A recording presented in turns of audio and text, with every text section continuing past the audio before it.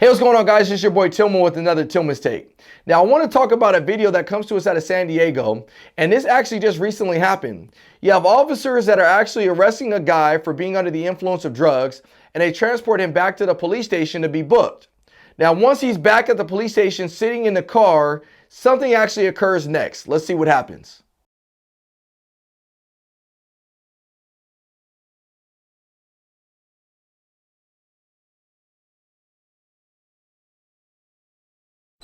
Let me see your hands. Let me see your hands.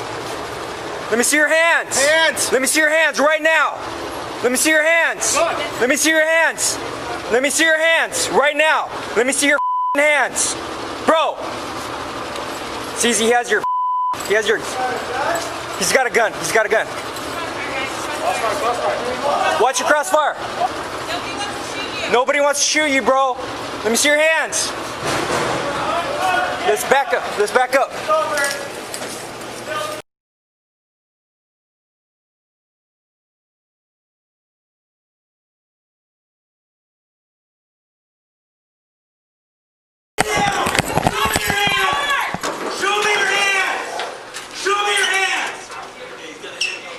Hey, hey, get away from the vehicle! Show me your hands right now!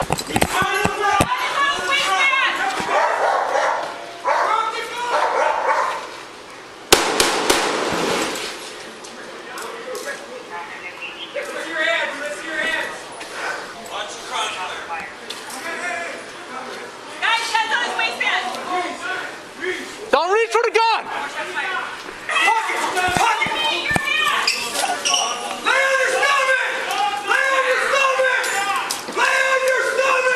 So as you can see, during this situation, the suspect that is in the backseat of that police vehicle, he's able to slip his handcuff off. And once he's able to slip his handcuff off, somehow he's able to break the plexiglass that's in the vehicle, in the police vehicle, that's the barrier between the driver and the custodial transport area. He's able to break that barrier, and he's able to reach inside of a backpack that's in there and grab the police officer's backup handgun. Now you have an armed suspect in the backseat of a vehicle who poses a threat to officers who's also not complying with their commands. Now, what's the point of this Tillman Take, and what am I trying to accomplish with this video?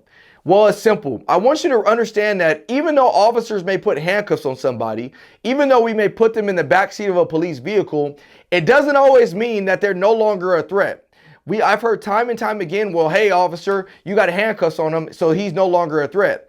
Yeah, he may be detained, and yeah, it may appear that he's no longer a threat, but time and time again, I've seen where suspects are able to slip their hands out of handcuffs. I've actually had that happen to me personally.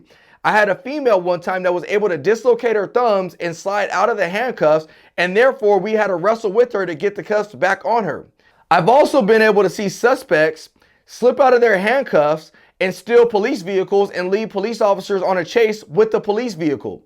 And so even though it may seem like just because we have handcuffs and just because we throw them on somebody, it doesn't mean that they're completely out of the fight, because a suspect, if he really wants to, can figure out a way to be a threat to officers even still. And one last thing to realize about this video that I don't think I mentioned is that when that suspect actually grabs that officer's firearm, he actually fires a round off. And once he fires that round off, they open the door to try to take him back into custody, and he's able to kind of still survive even though they shot him a few times. And so that's the other thing I want you to realize. So when we talk about shooting to stop a threat, many people will say we shoot to kill. No, we shoot to stop a threat.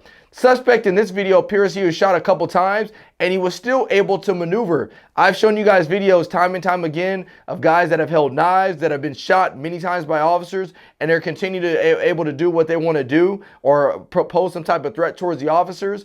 And so in this video, that guy actually not only did he shoot a round off of the officer's gun that he grabbed, but once he shot, he's still able to maneuver and walk around, and that threat is not stopped yet. That's why I always talk about shooting to stop a threat as opposed to shooting to kill. And so I just want you to realize again, lastly, that anytime we arrest a person, anytime we put handcuffs on somebody, it doesn't mean that they are no longer a threat. People find ways. We've come across people that have handcuff keys. They've created handcuff keys. I've come across women that are able to dislocate their thumbs. And so officers, if you're watching this, we always got to be on our P's and Q's. We always have to make sure that we don't get complacent, because when we get complacent, this is when accidents happen and this is when danger occurs. Thanks again, and God bless.